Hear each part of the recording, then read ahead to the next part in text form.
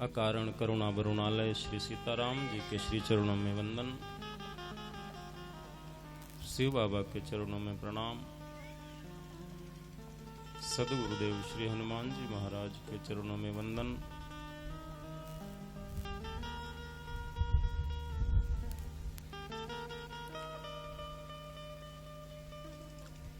हमारे सहयोगी बंधु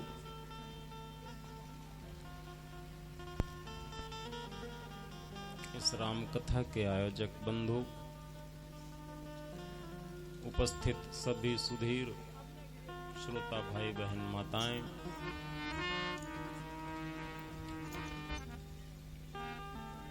राम कथा के तृतीय दिवस के अवसर पर एक बार पुनः आप सबको मानस पीठ से मेरा सादर प्रणाम।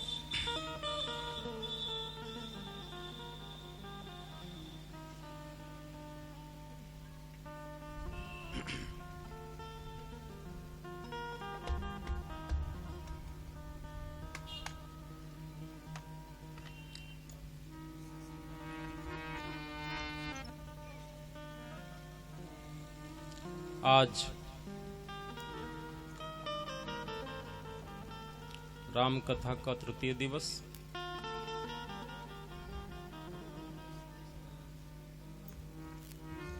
हम लोग राम जी का प्राकट्य उत्सव मनाएंगे।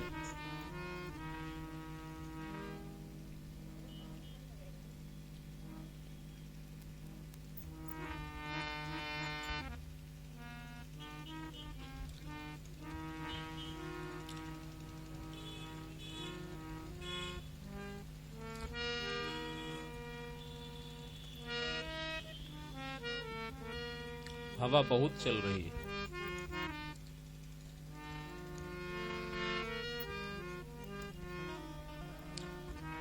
पवन देव भी राम जी के प्राकट्य उत्सव में आने वाले, पहले से ही आ गए।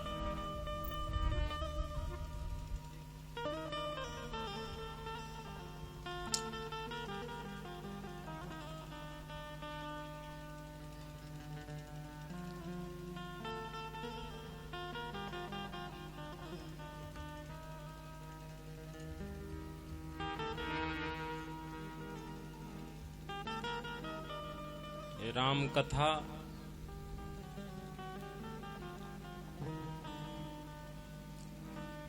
जो सप्तदिवसीय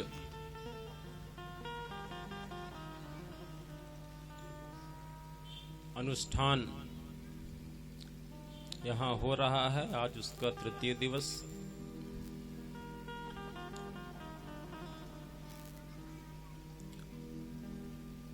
शुभ काम में बाधाएं आती, लेकिन हमें भरोसा नहीं छोड़ना चाहिए।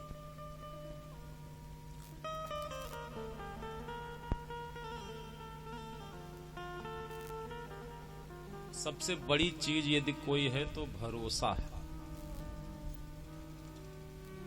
भरोसे से ही हम बस में बैठ जाते हैं, ड्राइवर के भरोसे। उसको जानते भी नहीं है कि वो बस चला लेता है कि नहीं चला लेता। गए, बैठ गए, किसके भरोसे? ड्राइवर के भरोसे। और उस भरोसे का परिणाम होता है कि हमें मंजिल तक पहुंचा देता। और जो भरोसा नहीं करेगा वो बस पे नहीं चढ़ेगा। वो सोचेगा कि पता नहीं ये चलाएगा बस कि नहीं चला पाता, तो वो मंजिल तक नहीं पहुंच पाता। भरोसा करना पड़ेगा।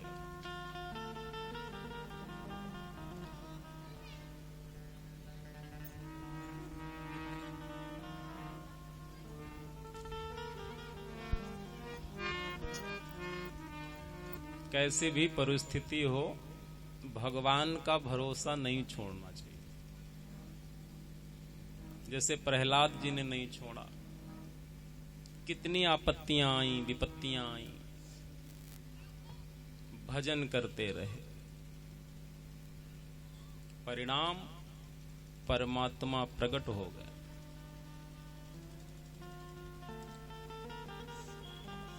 शुभ काम में, अच्छे काम में विपत्तियां आती हैं ताकि आप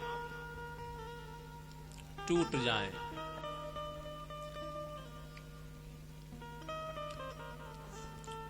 लेकिन धैर्य रखना चाहिए और भगवान के नाम का, उनके नाम पर पूर्ण भरोसा होना चाहिए।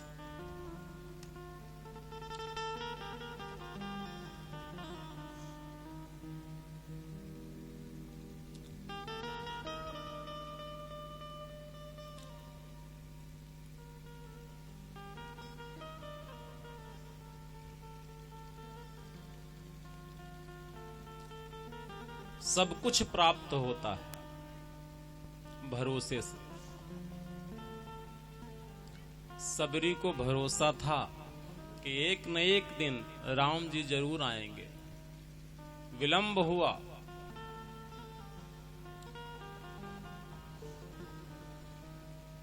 बाल्यावस्था से युवावस्था, युवावस्था से वृद्धावस्था में आ गई, तब जाके राम जी आए।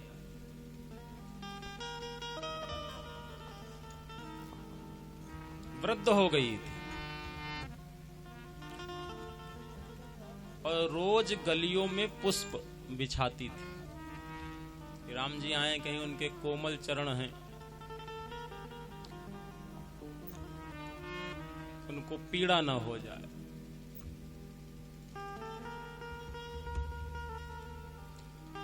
ऐसा भरोसा, इसीलिए तो राम जी ने कहा था नवमहु एकौ जिनकै होई। नवधा भक्ति बताई, फिर कहा कि इनमें से 9 जरूरी नहीं है, 9 में से एक भी जिसके हो।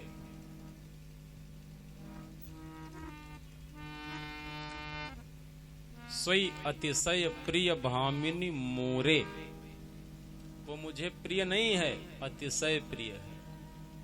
लेकिन सकल प्रकार भगति दृढ़ तोड़े। आप में 9, ये जो 9 बताई हैं, ये पूरी की पूरी 9 आप में हैं और दृढ़ हैं। दृढ़ शब्द महत्वपूर्ण है। हमारे अंदर भक्ति होती है लेकिन दृढ़ नहीं होती, स्थिर नहीं होती, हम विचलित हो जाते हैं। आज राम जी की भक्ति कर रहे हैं, कुछ फायदा नहीं हुआ तो कल कृष्ण जी की भक्ति करने लगे। स्थिरता नहीं है, दृढ़ता नहीं है। और भक्ति दृढ़ होनी चाहिए। भक्ति कैसी होनी चाहिए? अव्यभिचारिणी भक्ति होनी चाहिए। जैसे पतिव्रता स्त्री अपने पति को छोड़कर किसी का चिंतन नहीं करती, ऐसे ही भक्त को अपने भगवान के अतिरिक्त किसी का चिंतन नहीं।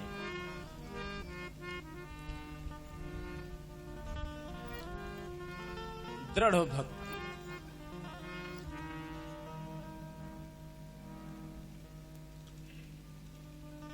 दृढ़ भक्ति का परिणाम क्या हुआ? सबरी को राम का दर्शन हो गया। जिनके दर्शनों के लिए बड़े बड़े ऋषि मुनि योगी तप करते रहते हैं और स्वप्न में भी कभी दर्शन नहीं होते, ऐसे ब्रह्म के दर्शन भीलनी को हो। हम किस धर्म के हैं, किस जाति के हैं, भगवान को इससे मतलब नहीं है। हमारे अंदर उनके प्रति भक्ति कितनी है, वो इसको देखते हैं।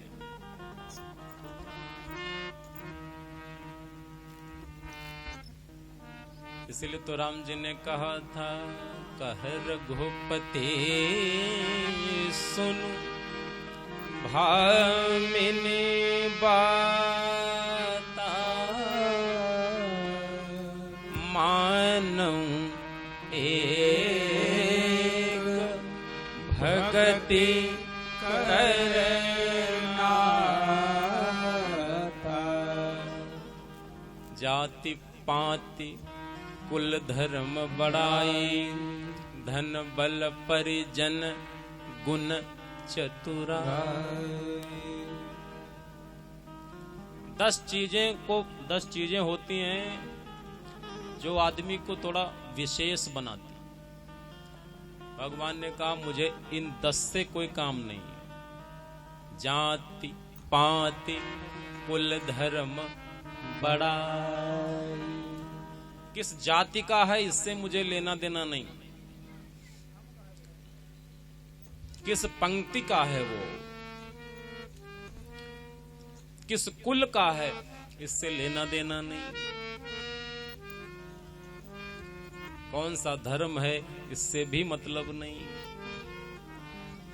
उसका बड़प्पन कितना है, उसका व्यक्तित्व कितना ऊंचा है इससे भी मुझे मतलब नहीं। धन से मतलब नहीं, कितना उसके पास बल कितना है इससे भी मुझे नहीं मतलब। परिजन, उसका परिवार कितना बड़ा है उससे भी मुझे मतलब नहीं। गुण, वो गुणवान है या गुणहीन है इससे भी मुझे मतलब नहीं। चतुराई, वो चतुर है या मूर्ख है इससे भी मतलब नहीं है। मुझे केवल कह रघुपते सुन भामिनी बात मानऊं एक भगति करना था। किसी में ये सब कुछ हो, ऊंची जाति का हो, ऊंचे कुल का हो, धन बहुत हो, वैभव हो, परिवार बड़ा हो और भक्ति नहीं हो तो वो मुझे प्रिय नहीं होता। और किसी में ये 10 गुण ना हो और केवल मुझे प्रेम करता हो, केवल मेरा नाम जपता हो तो मुझे प्रिय है। सीधा सीधा भगवान का सूत्र है।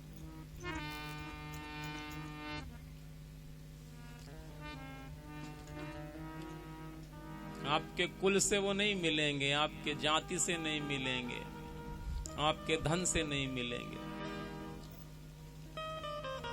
धन से भोग मिलता है, धन से भगवान नहीं मिलते। अगर धन से भगवान मिलते तो जितने अरबपति आदमी थे ये भगवान को कैद कर लेते। कहा चलो यहाँ रहो। भगवान दीन बंधु, उन्हें दीन प्रिय है। वनवास की लीला भगवान ने क्यों रची? क्योंकि भक्तों से मिलना था, दीनों से मिलना था, केवट से मिलना था, सबरी से मिलना था, सुतीक्ष्ण से मिलना था। ये कहां अयोध्या पहुंच पाते?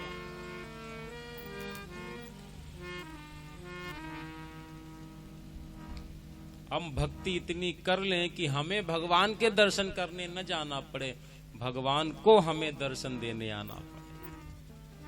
जैसे केवट के तट पर खुद गए राम जी, सबरी के आश्रम में खुद गए। ये कैसे होगा? ये कथा से होगा। क्योंकि कथा में भगवान की लीलाओं का जब हम गान करेंगे, श्रवण करेंगे तो उनकी महत्ता का ज्ञान होता है। इस कथा से उनके राम नाम की महिमा का हम श्रवण करते हैं। मूल कथा है।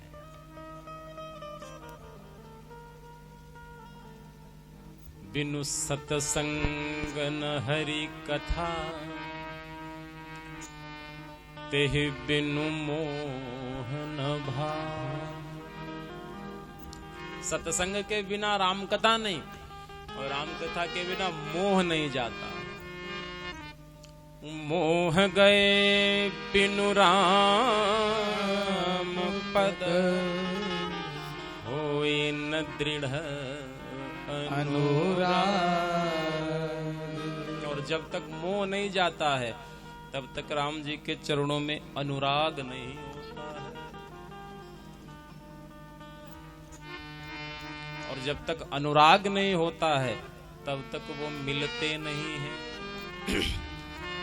गोस्वामी जी ने कह दिया, मिलहि न रघुपति बिनु अनुराग। मिलहि न रघुपति बिनु अनुराग। किए जोग तप ज्ञान विरागा। किए जोग तप ज्ञान विरागा। किए जोग तप ज्ञान विरागा। अनुराग के बिना नहीं मिलते।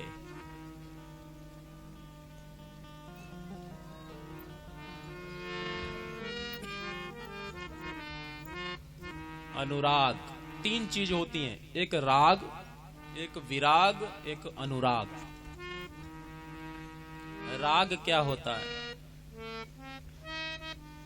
तीनों का मतलब प्रेम है। राग माने प्रेम। अज्ञान रहित जो प्रेम होता है, ज्ञान रहित जो प्रेम होता है, अर्थात अज्ञान युक्त जो प्रेम है, जो हम परिवार में करते हैं, उसको ही अपना मानते हैं, वो राग है। ये बेटा अपना है, ये भाई है, उससे अतिशय प्रेम करना, उसके शरीर को देखकर प्रेम करना, ये राग है। अपने घर, अपनी दुकान, उसमें प्रेम करना, ये राग है। ज्ञान रहित प्रेम राग है, और ज्ञान युक्त प्रेम विराग है। वैराग्य विशुद्ध राग, विराग का मतलब विशुद्ध राग, यानी ऐसा प्रेम जो हम जानकर कर रहे हैं, वास्तविक स्थिति को जानकर जो प्रेम किया जाए। विरागी क्या होता है? विरागी जान लेता है कि यह संसार असत्य है, इसीलिए संसार से प्रेम नहीं करता है, वो परमात्मा तत्व में स्थित हो जाता है। और अनुराग क्या है? प्रेम युक्त प्रेम,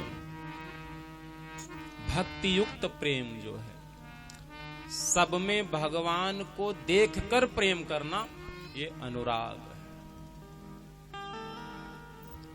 अनुराग से मोह नहीं आता, क्योंकि अनुरागी व्यक्ति सब में अपना इष्ट देखता है। इसमें भी मेरे राम है, इसमें भी मेरे राम है। अलग अलग तत्व नहीं दिखता उसको। जब अनुराग आता है तब राम जी मिल जाते हैं। ये राम कथा अनुराग तक पहुंचाता है। राग से विराग, विराग से अनुराग तक पहुंचाने का जो साधन है वो राम कथा है।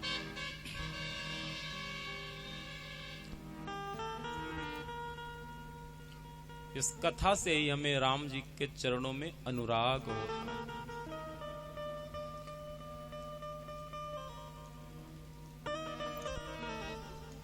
गोस्वामी जी ने उत्तरकांड में लिखा है, जे ये कथा स्नेह समेता,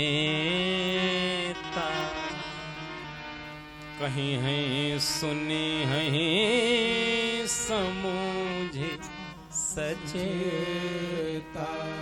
वही है राम चरण अनुराग, कलिमल रहित सुमंगल भागी। जो इस कथा को सचेत होकर या सावधान होकर के, मनोरंजन के उद्देश्य से नहीं, सावधान होकर के सुनेगा, गाएगा, उसे राम जी के चरणों में अनुराग प्राप्त, राम जी के चरणों में प्रेम प्राप्त।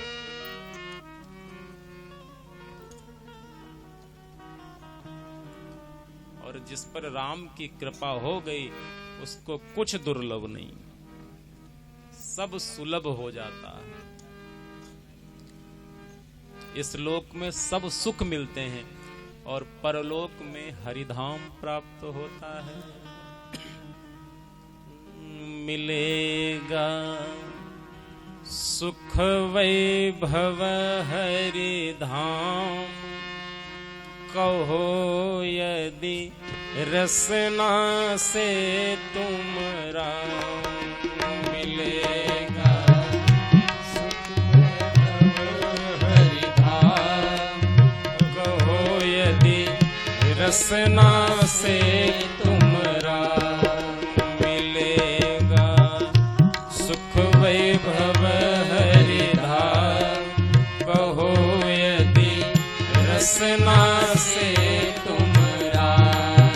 मिलेगा हरि वैभव हरिधाम, कहो यदि रसना से तुम राम। कहो यदि रसना से तुम राम, कहो यदि रसना से तुम राम।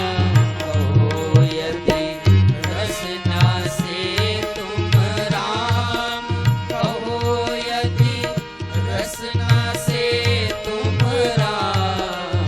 मिलेगा सुख वैभव हरिधाम, कहो यदि रसना से तुम राम। सुख वैभव इस लोक में हरिधाम, कहो यदि रसना से तुम राम। ये जीवन पाया अति अनमोल, काहे तू बिगड़े बोले बोल। जीवन पाया अति अनमोल, काहे तू बोले बिगड़े बोल। ये जीवन पाया अति अनमोल, काहे तू बोले बिगड़े बोल। जीवन पाया अति अनमोल, काहे तू बोले बिगड़े बोल। न तेरा धन नाही ये धाम, कहो यदि रसना से तुम राम।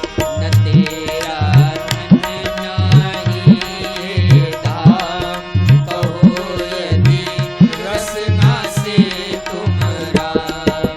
मिलेगा सुख वैभव हरिधाम, कहो यदि रसना से तुम राम।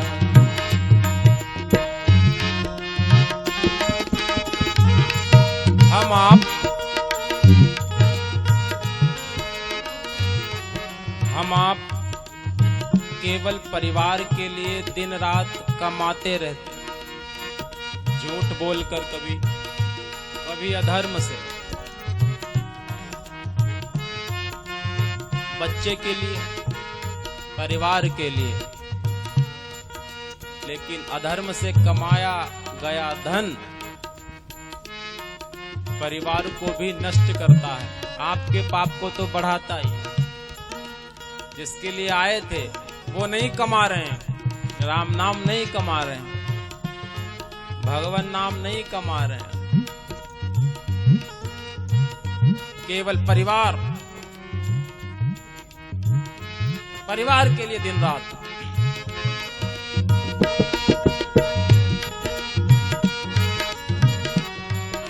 कुटुंब हित निस दिन धाये कमाए, दियो सुचि राम नाम बिसराए। कुटुंब हित निस दिन धाये कमाए, दियो सुचि राम नाम बिसराए। कुटुंब हित निस दिन धाये कमाए, दियो सुचि राम नाम बिसराए।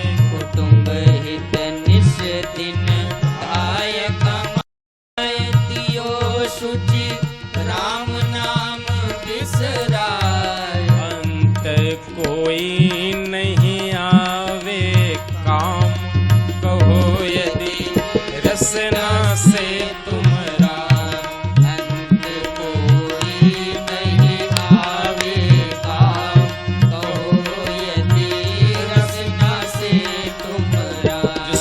कमाया वही बेटा जब हम बुजुर्ग हो जाते हैं, खाट पर पड़े होते हैं, तो अपने मित्रों को लेके आता है। मित्र कहता ये कौन है, तो वो परिचय भी कराने में शर्माता है, जिसके लिए दिन रात कमाया।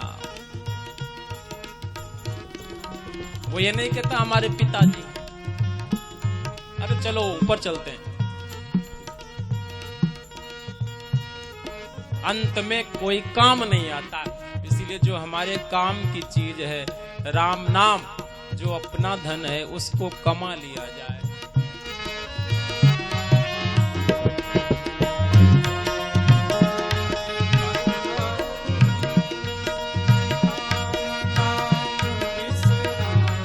भटकता रहा वृथा दिन रैन, राम बिन कहीं न पावे चैन।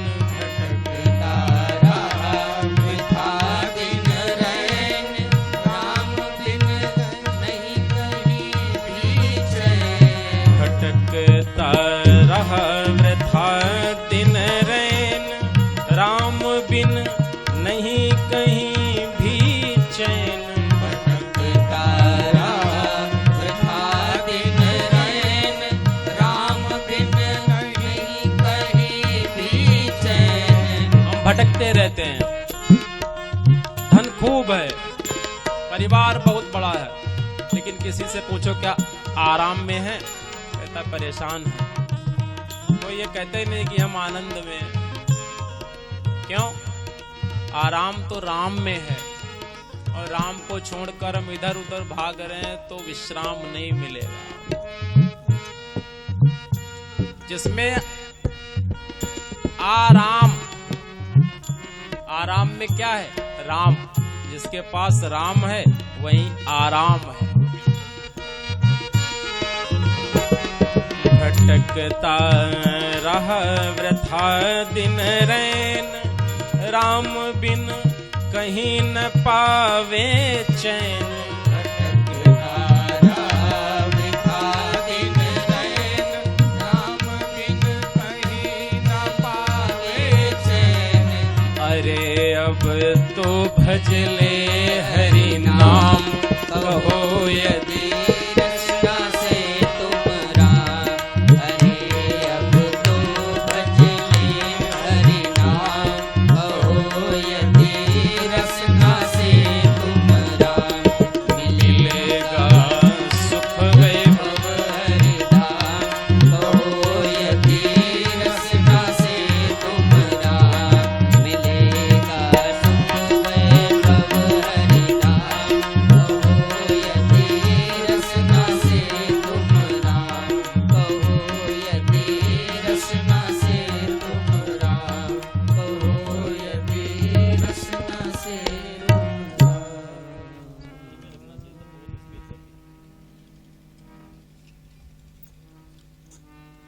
यदि सुख चाहते हैं, वैभव चाहते हैं, विभीषण को क्या मिला? दोनों चीजें मिली, सुख भी मिला, वैभव भी मिला, और राम का धाम भी मिला। भजन करने वालों को सब मिलता है। जब तक धरती पर रहेगा आनंद से रहेगा, वैभव मिलेगा, जाएगा तो हरिधाम के दरवाजे खुले रहेंगे। भजन में वो ताकत है। इस लोक में सुख देगा, परलोक में हरिधाम देगा।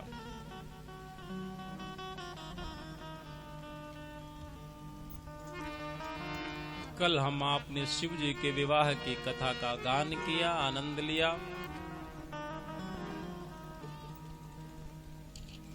शिव जी पार्वती जी के साथ कैलाश पर्वत पर विश्राम कर रहे हैं, निवास कर रहे हैं।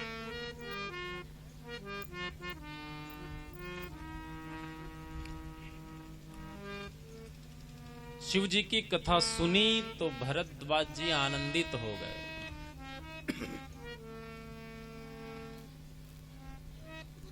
बहु लालसा कथा प्रबाढ़ी। याज्ञवल्क्य जी ने देखा, भरद्वाज जी से कहा, आप धन्य हैं, आप शिव जी को इतना प्रेम करते हैं, शिव जी की कथा आपने बड़े भाव से सुनी, अब आप राम जी की कथा सुनने के अधिकारी हो। शिव पद कमल जिन्हि रति नाहि, राम ही ते सपने हूँ न सोहाई।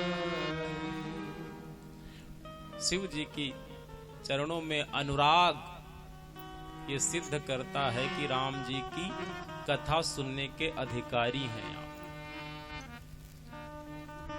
अब हम आपको राम कथा सुनाएंगे। ये याज्ञवल्क्य जी भरद्वाज जी से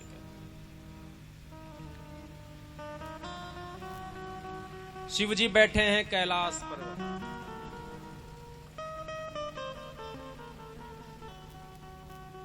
कैलाश कैसा है? परम दिव्य है, परम रम्य है।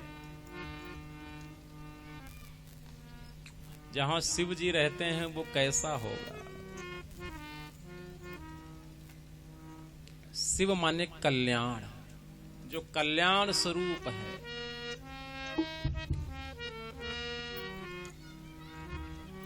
हमेशा शांत रहने वाले शिव।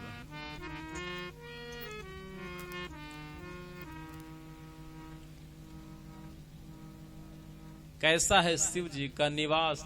थोड़ा हम सब लोग गुनगुनाएंगे। परम हे रम्य गिरिवर कैलास, परम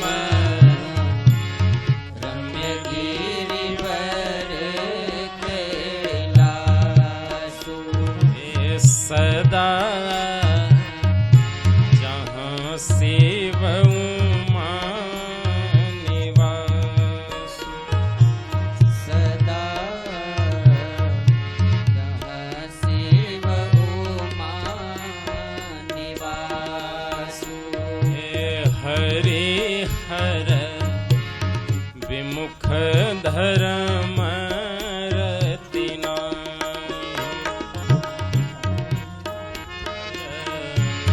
विमुख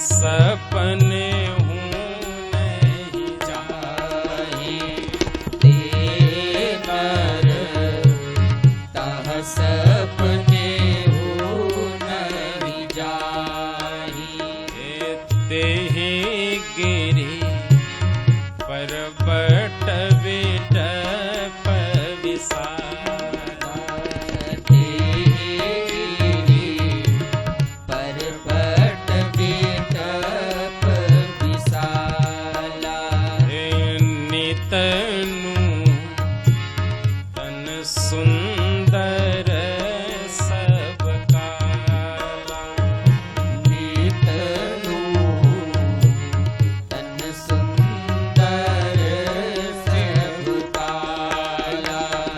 शिव जी का निवास परम रम्य है। वहां कौन नहीं जाता? जो नारायण के विमुख हैं, जो शिव जी से विमुख हैं, जिनकी धर्म में रति नहीं है, ऐसे लोग कैलाश नहीं जा सकते। जो नारायण विरोधी हैं, शिव विरोधी हैं और धर्म में जिनकी रति नहीं है, वो कैलाश नहीं जा सकते। कैलाश पे बना क्या है? कोई भवन बना है? एक भी कमरा नहीं है। केवल तेहि गिरि पर्वत बिटप विशाला, एक वटवृक्ष है। पर्वत बिटप विशाला, नितनु तन सुंदर सब काला, नितनु तन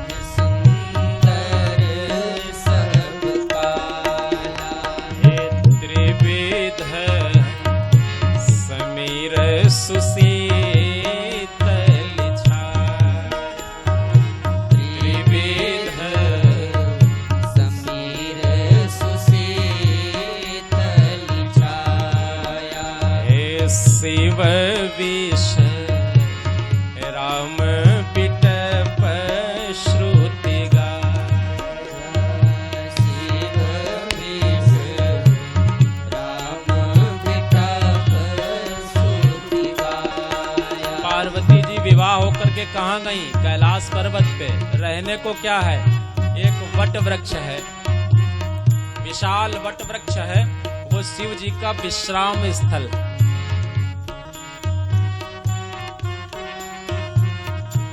त्रिविध समीर सुशीतल छाया, शिव विश्राम विटप श्रुति गाया। रहने का यही स्थान है शिव जी का। किसी ने पूछा, महादेव आपने कुछ भवन निर्माण नहीं कराया, विवाह होने जा रहा आप। शिव जी ने कहा, भवन निर्माण करेंगे तो उसमें आसक्ति बढ़ेगी, और जब भवन ही नहीं होगा तो आसक्ति क्या होगी? भवन बनाएंगे तो उसमें रिपेयरिंग करनी होगी, उसकी चिंता होगी। लेकिन हमें तो भजन ही करना है, हमें भजन निर्माण करना है, भवन निर्माण नहीं। शिव जी का विश्राम स्थल वो वृक्ष है, वहां बैठने के लिए अपने हाथ से अपना आसन उठाया है। एक बरते ही तरफ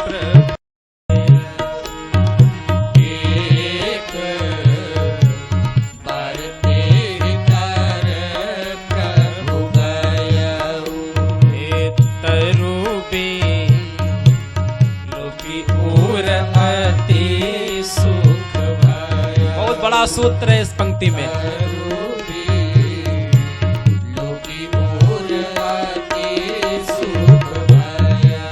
हम हर कथा में बताते हैं इस पंक्ति का सूत्र। एक बार तेहि तर प्रभु गयो, और तरु बिलोक उर अति सुख भयो। शिव जी ने अपना विश्राम स्थल देखा तो प्रसन्न हो गए।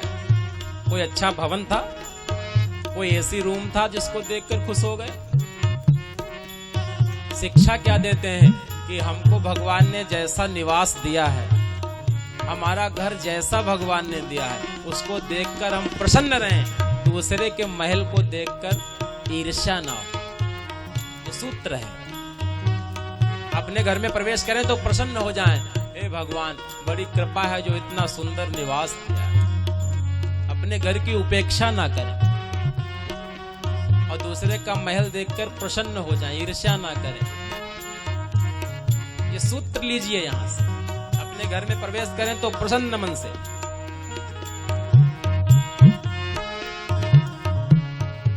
पहले के घरों में कितना अच्छा लगता था, कच्चे घर होते थे, चौपड़ियां होती थी।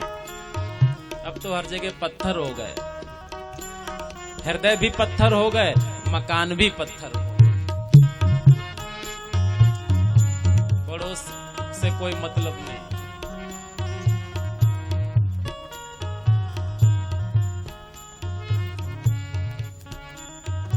कभी कभी गांव में जाइए, मिट्टी पे रहिए, झोपड़ी में रहिए, आनंद आएगा। पत्थर से बाहर निकलिए। तो यहां से सूत्र लीजिए, अपने मकान में जाइए तो प्रसन्न हो जाइए।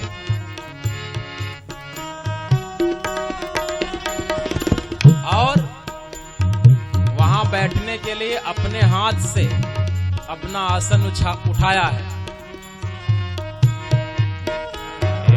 निज कर दासी नागरी कुचाला, निज कर दासी नागरी कुचाला।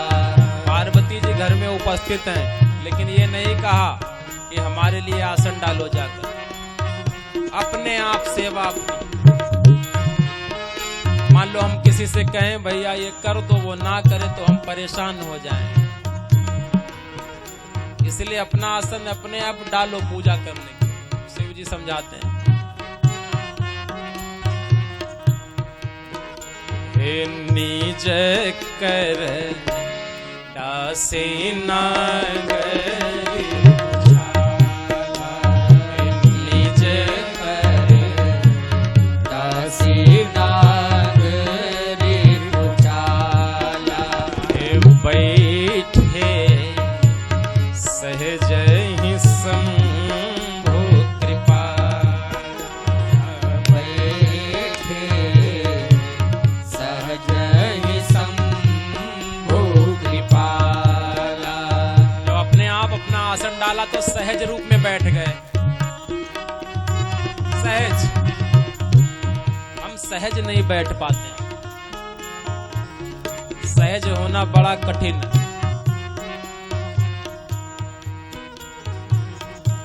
इधर उधर परेशानी, व्यथा, पीड़ा, और अपनी पीड़ा कम है, दूसरे की पीड़ा ज्यादा है। हम इतने ही रह गए, वो आगे बढ़ गए। हमारा मकान ऐसा, उनका इतना बड़ा, इसलिए सहज नहीं रह पाते। और शिव जी को बैकुंठ से मतलब नहीं। बैकुंठ कितना अच्छा है, इसको शिव जी से मतलब नहीं, उनको अपने वृक्ष से मतलब। इसीलिए सहज ही बैठ गए। अब कैसे हैं शिव जी? एक कुंद इंदुदर गौर शरीरा, कुंद इंदुदर गौर शरीरा हे भुज प्रलंब परिधन मुनि चीरा, भुज प्रलंब परिधन मुनि चीरा। कुंद के पुष्प की भांति श्वेत शिव जी। जो मुख है वो शरद ऋतु के जो पूर्णिमा होती है, उसका जो चंद्र होता है, उसकी भी छवि को हरण करने वाला। मुस्कुराहट, सिर पे गंगा,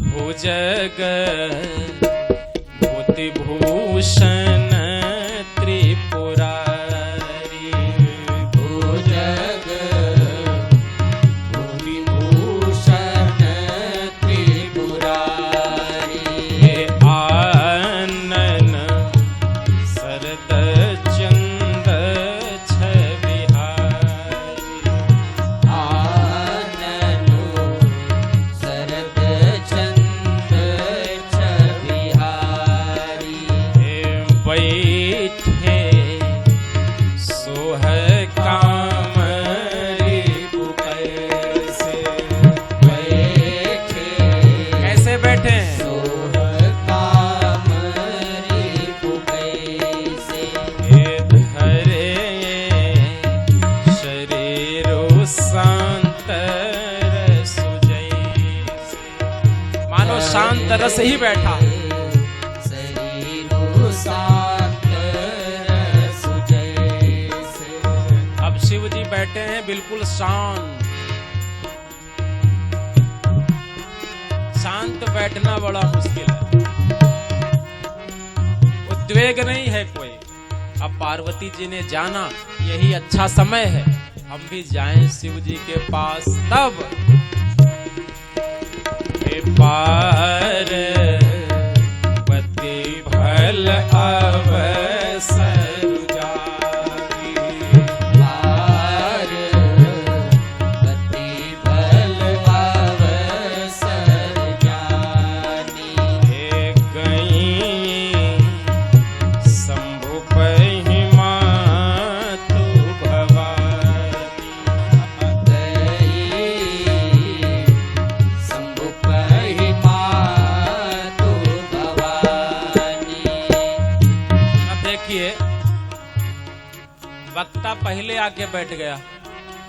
शिव जी वक्ता है ना, शिव जी की कथा कोई सुनता ही नहीं था। वो चाह रहे थे कोई हमारी कथा सुन ले,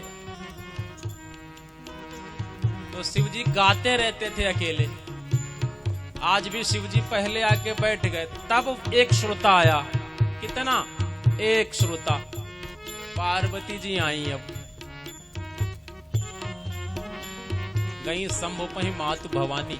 और शिव जी ने देखा पार्वती जी आ गई, अरे मेरी अर्धांगिनी आ गई, तो पत्नी का सम्मान कितना करना चाहिए, ये शिव जी बता रहे हैं। हे जानी प्रिया आदरू अति की, जानी प्रिया आदरू अति कीन्हा। हे बाम भग आसन हर दीना, बाम भग आसनो हर दीना। आदर किया है। कितना बढ़िया सूत्र शिव जी समझाते हैं। पत्नी का आदर करो। आदर का मतलब नहीं उसके चरणों को प्रणाम करें, आदर का भाव कई है।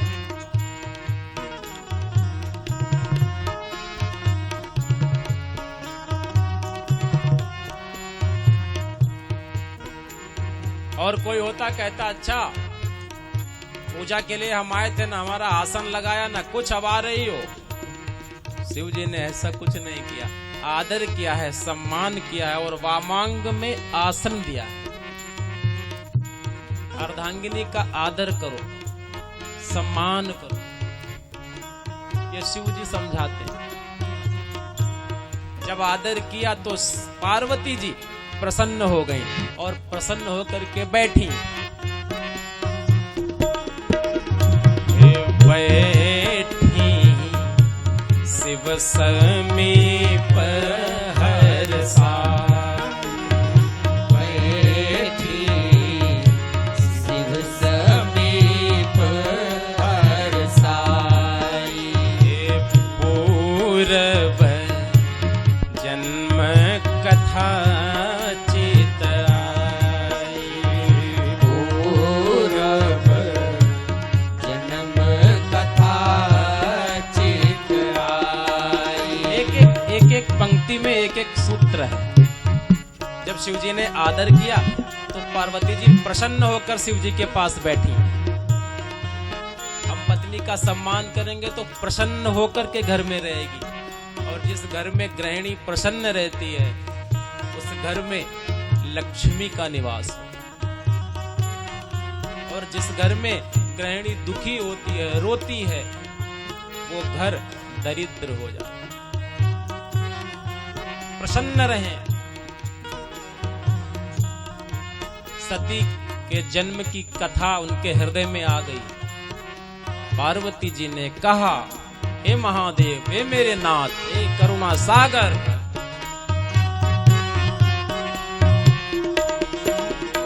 एक कथा जो सकल लोक हितकारी,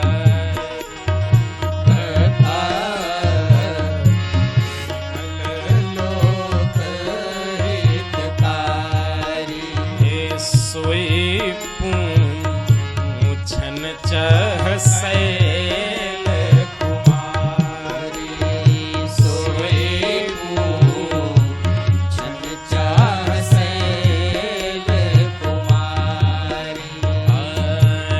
विश्वनाथ मम नाथ पुरारी, विश्वनाथ मम नाथ त्रिभुवन महिमा विदित तुम्हारी, त्रिभुवन महिमा विदित तुम्हारी, त्रिभुवन महिमा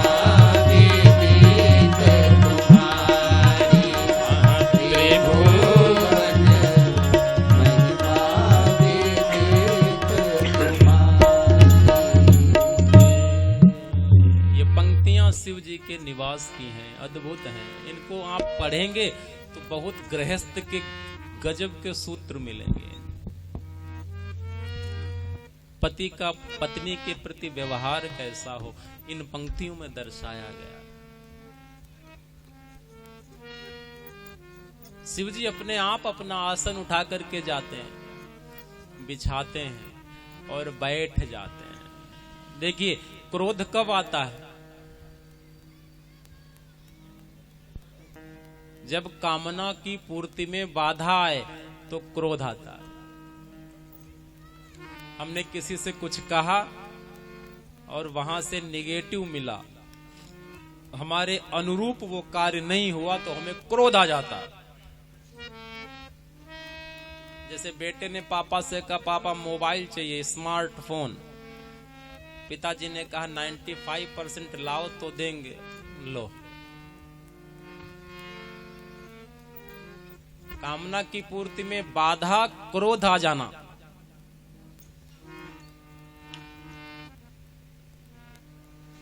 और क्रोध आता है तो क्या होता है? क्रोधात् भवति सम्मोह, मोह उत्पन्न हो जाता।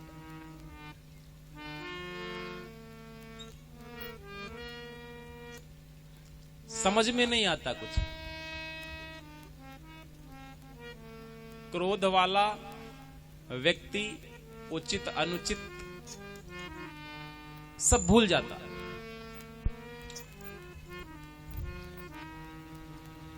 परशुराम ने क्रोध किया, क्या क्या शब्दों का उच्चारण किया।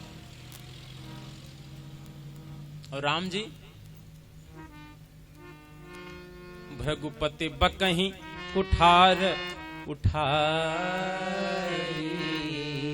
अपना फरसा उठा करके बक रहे हैं। गोस्वामी जी ने बकना शब्द उनके लिए लिख दिया, क्योंकि जब आप बहुत तेज क्रोध में बड़बड़ाएंगे तो अच्छी बातें तो होंगी नहीं।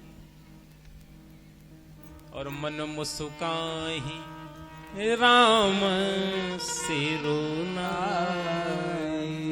राम जी मुस्कुरा रहे हैं। अच्छा, सामने वाला क्रोध करे और आप मुस्कुरा दें तो उसका क्रोध और बढ़ता है, वो सोचता है हमारी खिल्ली उड़ा रहा है। और राम जी का तो सहज स्वभाव है मुस्कुराना। किसी का सहज स्वभाव मुस्कुराना होता है, किसी का सहज स्वभाव क्रोध करना होता है। बहुत लोग ऐसे होते हैं जो जीवन में कभी मुस्कुराते ही नहीं, चाहे जितनी हंसी वाली बात कर, मुंह बनाते ही रहेंगे। एक आदमी आया, उसने दूसरे से कहा हम 56 प्रकार का मुंह बना लेते हैं। 56 प्रकार का। उसने कहा तुम्हारे पास इसके अलावा कोई काम ही नहीं है तो 56 तो बना ही लोगे। जब मुंह बनाना ही है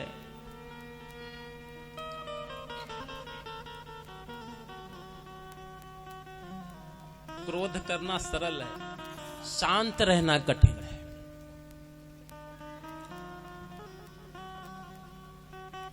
कोई क्रोध करे आप शांत रहो, बस जल्दी वो भी शांत हो जाएगा। जैसे शिव जी बैठे सोह काम रिपु कैसे, धरे शरीर शांत रसु जैसे। पार्वती जी ने कहा हे महादेव, मुझे वो कथा सुनाइए जो सकल लोक को पवित्र करने वाली है। पूर्व जन्म में जब सती के रूप में मैं थी तो मुझे मोह उत्पन्न हो गया था, अब मुझे मोह नहीं है। अब राम जी की कथा पर रुचि है। शिव जी ने कहा चलो आज एक श्रोता मिला है।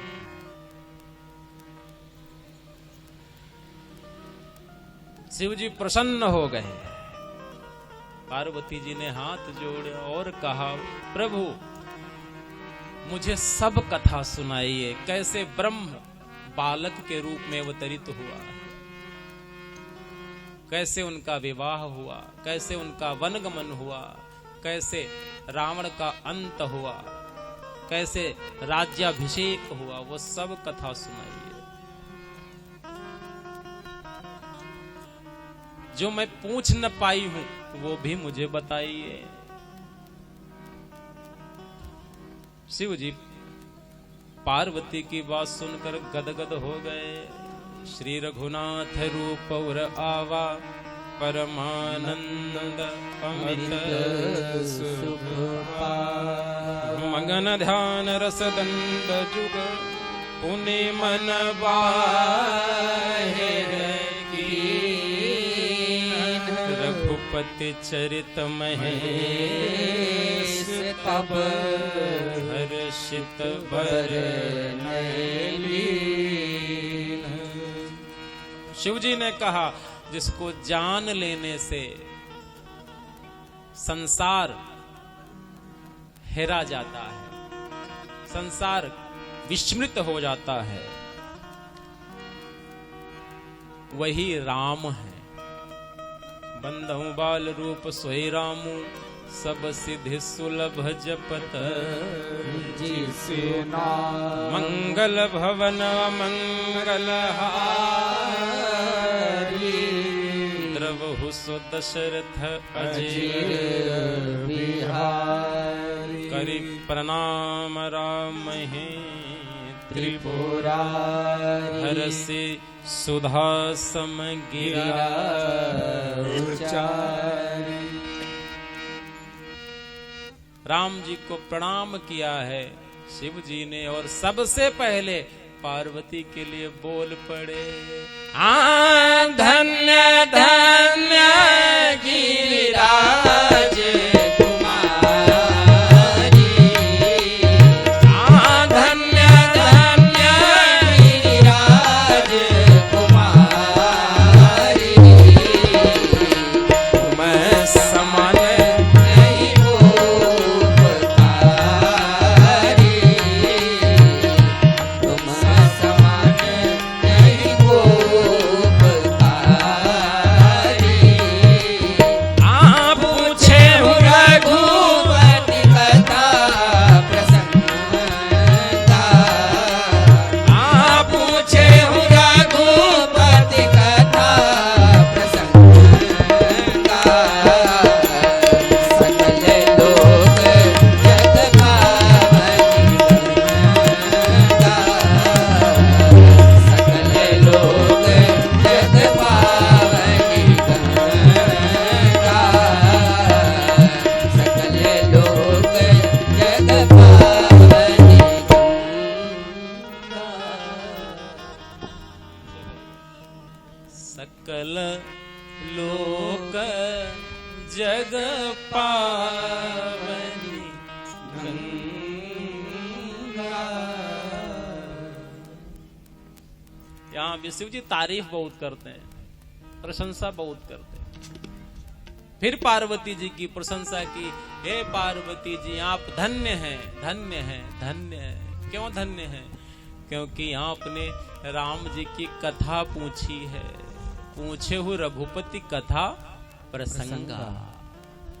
जो राम जी की कथा गाए वो धन्य है, जो व्यवस्था बनाए वो धन्य है, सब, और जो सुने वो सबसे बड़ा धन्य है। मान लो व्यवस्था भी बना दी गई कथा की, गाने वाले वक्ता भी आ गए, लेकिन कोई श्रोता ही ना आया तो कौन गाएगा कथा? इसीलिए शिव जी कहते हैं सबसे महत्वपूर्ण श्रोता है, इसीलिए उसको धन्य कहा है। आप धन्य हैं, धन्य हैं, धन्य हैं।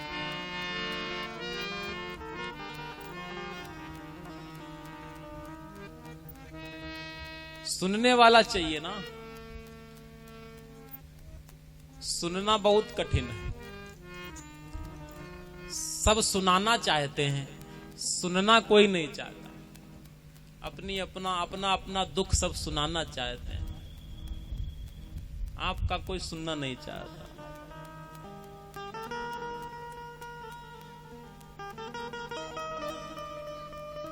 आपने राम जी की कथा पूछी है जो समस्त लोगों को पवित्र करने के लिए गंगा जैसी है। शिव जी ने कहा, राम कृपा ते पार्वती, सपने हूँ तव मन माहि, शोक मोह संदेह भ्रम मम विचार कछु नाहि। अब आपके मन में शंका नहीं है, संदेह नहीं है। शिव जी ने कहा है, जिन्होंने कभी राम की कथा नहीं सुनी, उनके कान सांप के बिल जैसे हैं, उन कानों का कोई महत्व तो नहीं। भगवान ने कान में सुनने की सामर्थ्य दी है ना।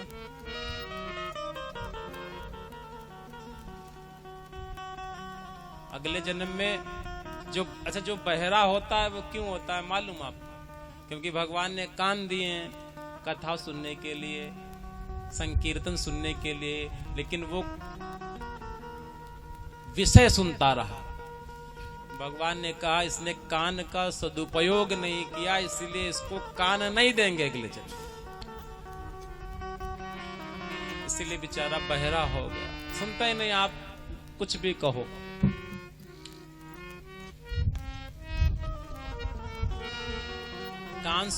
कान मिले हैं कथा सुनने के लिए। नैनन संत दर्शन ही देखा, लोचन मोर पंख कर ले। जिन नेत्रों ने संत का दर्शन नहीं किया, भगवान का दर्शन नहीं किया, वो नेत्र कैसे हैं मालूम? जैसे मोर के पंख पर बने नेत्र होते हैं। जो मोर का पंख होता है बिल्कुल नेत्र लगता है, ऐसे ही वो नेत्र हैं।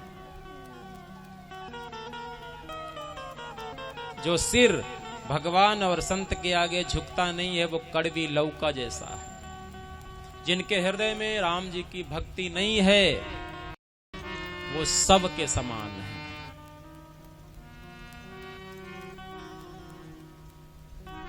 जो भजन न करे वो शव, और जो राम नाम जपे वो शिव है। शिव और शव में एक मात्रा का अंतर है।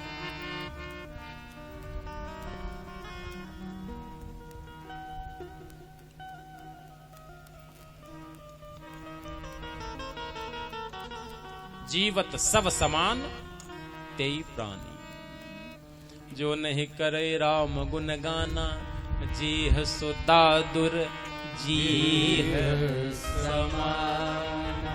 जो राम जी का गुणगान नहीं करता, राम नाम नहीं गाता, उसकी जिह्वा मेढक की जिह्वा। मेढक की जिह्वा क्या करती है? शिकार करती है, व्यर्थ है। शिव जी ने कहा देवी राम कथा सुंदर करतारी, संशय विहग उड़ावनिहारी।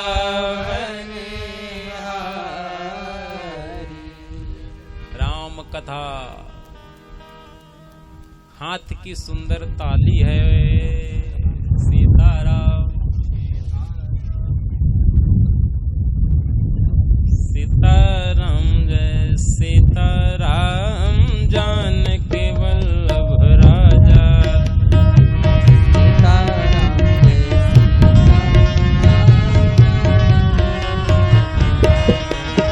जय सीताराम जय सीताराम, जानकी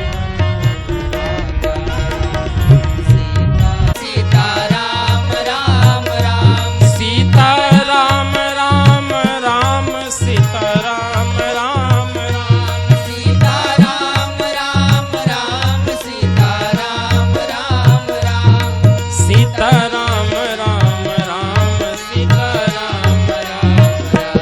सीताराम राम राम, सीताराम राम। पुष्प वृष्टि नहीं होती है, अब जल वृष्टि होती है। सीताराम राम राम, सीताराम राम, सीताराम राम, भाव से सीताराम राम राम। जय जय सुरनायक जन सुखदायक, प्रणत बाल भगवंत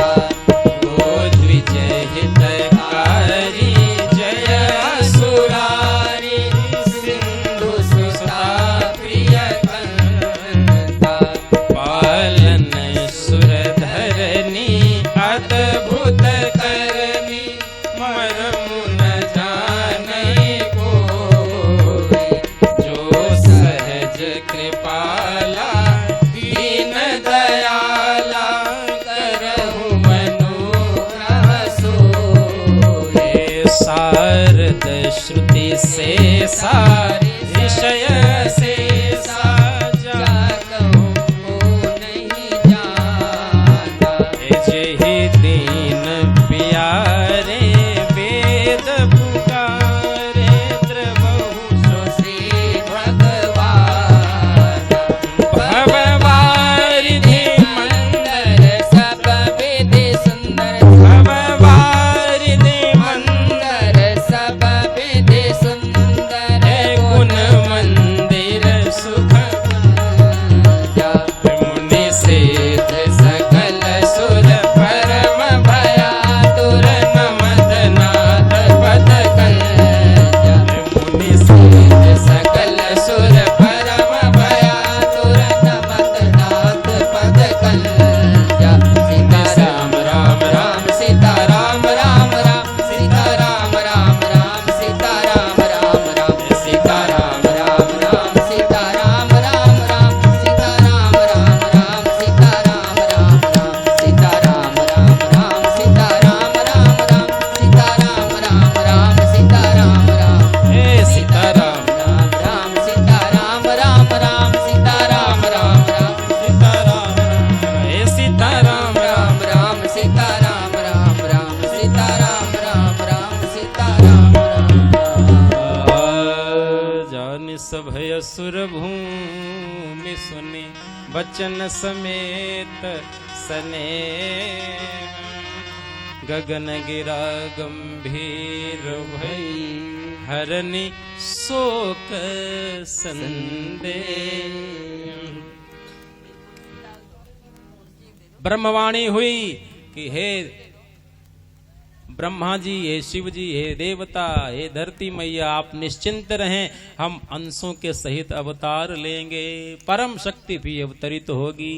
सब लोग ब्रह्मवाणी सुन करके गदगद हो गए हैं। देवता ब्रह्मा जी के कहने से वानर भालू का रूप धारण करके परमात्मा का इंतजार करने लगे हैं। मेरे राम जी अयोध्या में प्रगटेंगे। अब दशरथ और कौशल्या, दशरथ जी 3 रानियों के साथ अयोध्या में रह रहे हैं। कौशल्या, कैकेयी, सुमित्रा तीनों धर्मशील हैं, सब कुछ है, पुत्र नहीं है। वशिष्ठ जी के पास गए हैं। वशिष्ठ जी ने कहा है 4 पुत्र होंगे। पुत्रेष्टि यज्ञ कराई गई है, हव्य प्रकट हुआ है। दशरथ जी ने कौशल्या, कैकेयी, सुमित्रा तीनों को हव्य का प्रसाद दिया है। गर्भ में परमात्मा राम आ गए हैं।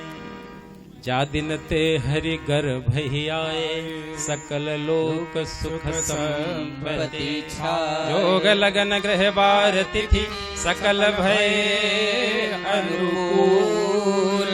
चर अरु अचर हर्ष जुत, श्री राम जन्म सुख मूल। परमात्मा के प्रकट होने का समय आ गया है।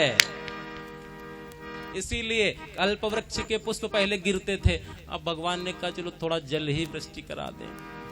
बैठे रहिए, 10 मिनट में राम जी का प्राकट्य होगा। अब जैसे ही राम जी के प्रकट होने का समय आया, समस्त देवमंडल आकाश मार्ग में आ गए। देव गगन से सुमन बरसी रहे, अवध पधारो राम। देव गगन से सुमन बरसी रहे, अवध पधारो राम। ब्रह्मा विष्णु महेश हर्षि रहे, अवध पधारो राम। ब्रह्मा विष्णु महेश हर्षि रहे, अवध पधारो राम। देव गगन से सुमन बरसी रहे, अवध पधारो राम। देव गगन से सुमन बरसी रहे, अवध पधारो राम। नवमी तिथि मधुमास पुनीता, नवमी तिथि मधुमास पुनीता।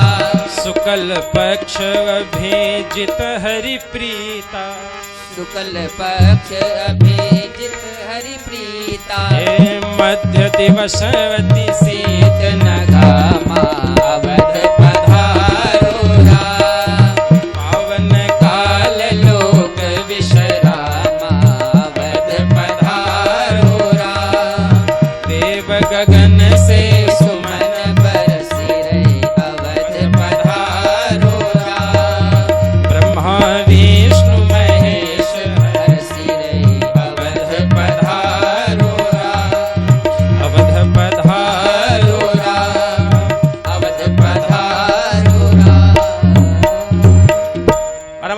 के प्रकट होने का समय आया।